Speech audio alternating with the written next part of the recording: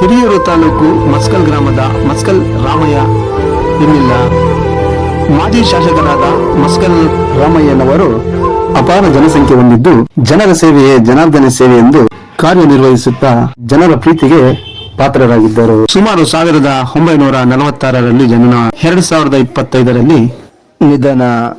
ಇಂದು ಅವರ ಅಂತ್ಯ ಸಂಸ್ಕಾರವಿದ್ದು ದರ್ಶನಕ್ಕಾಗಿ ಮಸ್ಕಲ್ನಲ್ಲಿ ಸುಮಾರು 2 ಗಂಟೆಯಿಂದ 4 ಗಂಟೆಯವರೆಗೂ ಅಂತಿಮ ದರ್ಶನಕ್ಕಾಗಿ ಕಾಯ್ದಿರಿಸಲಾಗುವುದು.